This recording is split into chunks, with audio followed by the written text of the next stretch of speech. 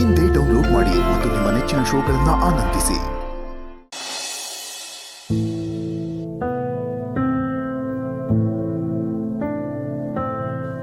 ಏನ ಪೂಜೆ ಮಾಡಿಸಿರ್ತೀಯ, ಹೊಟ್ಟೆ ತುಂಬಾ ಊಟ ಹಾಕ್ತೀಯ ಅಂತ ಅನ್ಕೊಂಡ್ರೆ ಖಾಲಿ ಹೊಟ್ಟೆಲ್ಲೇ ಕಳಿಸ್ತಾ ಇದೆಯಲ್ಲ. ರೀ, ಅವ್ನು ಯಾಕೆ ಕರೆದಿದ್ದಾನೆ ಅನ್ನೋದ್ರ ಬಗ್ಗೆ ಯೋಚನೆ ಮಾಡೋದ್ ಬಿಟ್ಟು ಹೊಟ್ಟೆ ಬಗ್ಗೆ ಯೋಚನೆ ಮಾಡ್ತೀರಲ್ರಿ. ನೀವು ಹೇಳೋದ್ ನೋಡಿದ್ರೆ ಒಂದ್ ವಾರದಿಂದ ಊಟ ತಿಂಡಿ ತಿಂದಿಲ್ವೇನೋ ಅಂತ ಅನ್ಕೋಬೇಕು. ಮತ್ತಿನ್ನೇನೆ, ಎಲ್ಲದೂ ಕೊನೆಗೆ ಹೊಟ್ಟೆಗೋಸ್ಕರ ತಾನೆ.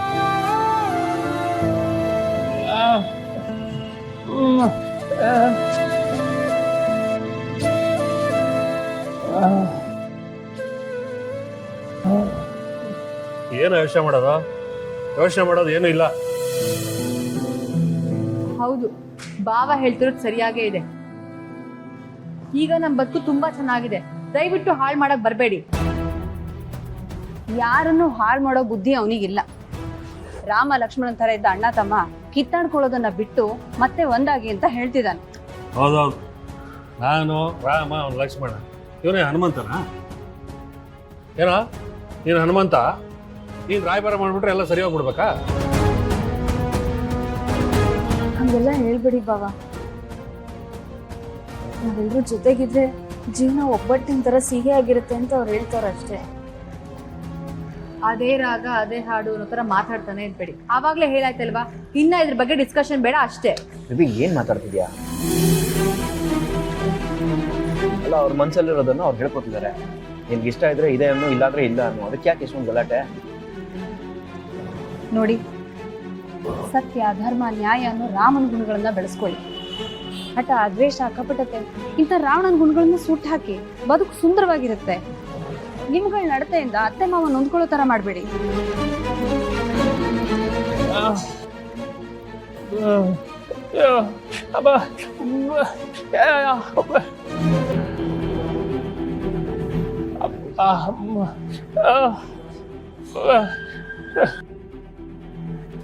ಏಯ್, ಸತ್ಯದ ದಾರಿಯಲ್ಲಿ ನಡೀತಿದ್ದಲ್ಲ ರಾಮ, ಅವನನ್ನ ಕಾಡಿಗೆ ಹೋಗೋಕೆ ಮಾಡಿದ್ದು ಯಾರು ಗೊತ್ತಾ?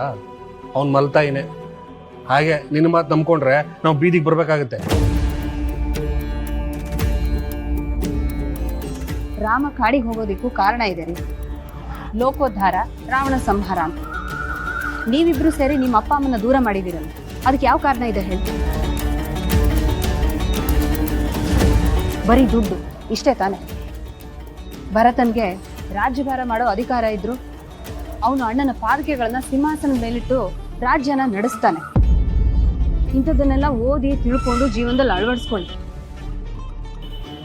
ಇಲ್ಲದೆ ಹೋದ್ರೆ ರಾವಣನ್ಗಾದ ಗತಿನೇ ನಿಮ್ಗೂ ಆಗುತ್ತೆ.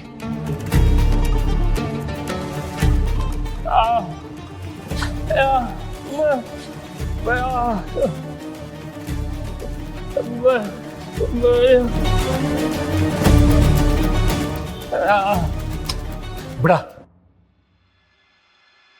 ನೀವಲ್ಲ, ಆ ದೇವ್ರೆ ಬಂದ್ ಹೇಳಿದ್ರು ನಾವ್ ಮತ್ತೆ ಒಂದಾಗಿರಕ್ ಸಾಧ್ಯ ಇಲ್ಲ. ಈ ತರ ಕರ್ಸಿ ಬೋಧನೆ ಮಾಡೋದನ್ನ ನಿಲ್ಸಿ. ಹರಿ ಬಾ. ಅಲ್ಲ ಬೇಬಿ, ಅವ್ರು ಹೇಳಿ ನೀನು ನೈಸ್ ಹೊಡಿಬೇಡ. ಈಗ ಬಾ ಅಂತ ಹೇಳಿದ್ನಲ್ವಾ, ಬಾ. ಅಲ್ಲ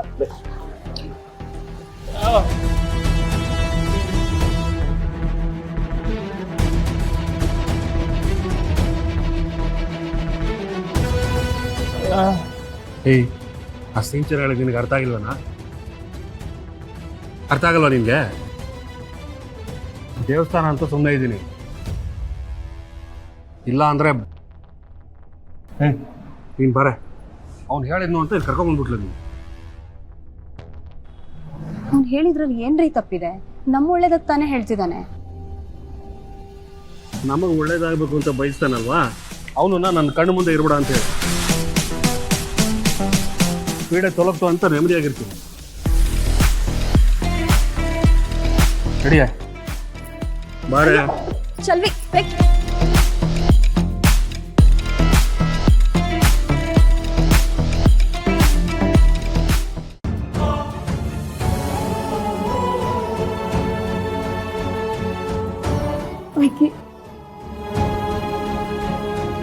ಸಮಾಧಾನ ಮಾಡ್ಕ.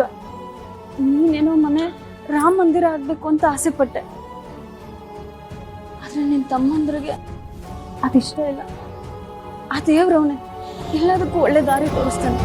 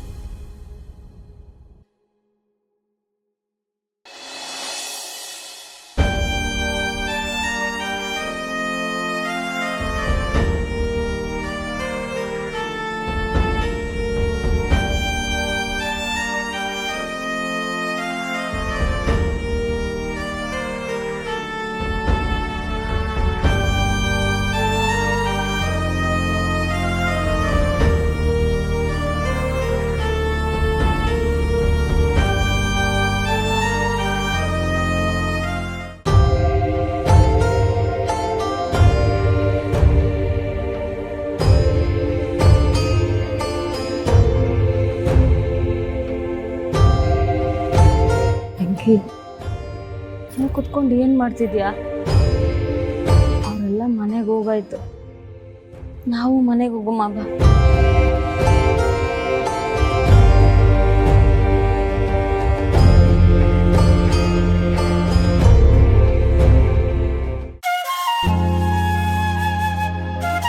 ನೋಡು, ಪ್ರಪಂಚನೇ ಸುತ್ಕೊಂಡ್ ಬಂದ್ರು ನಾವು ಮನೆಗೆ ಹೋದ್ರೆ ಸಿಗೋ ನೆಮ್ಮದಿನೇ ಬೇರೆ.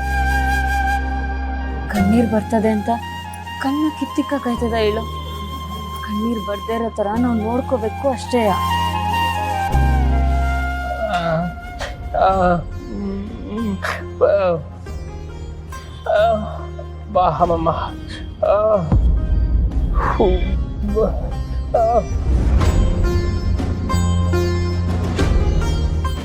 ಬೆಂಕಿ, ಸತ್ಯದ ದಾರಿ ನಡೆದಿ ಆ ಶ್ರೀರಾಮಂಗೆ ಕಷ್ಟ ತಪ್ಪಲಿಲ್ಲ ಅಂದಮೇಲೆ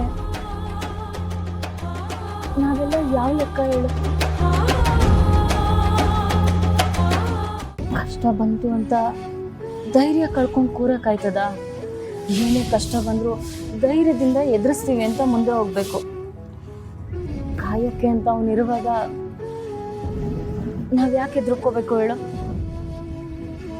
ಬಾ ಮನೆಗೆ ಹೋಗೋಣ.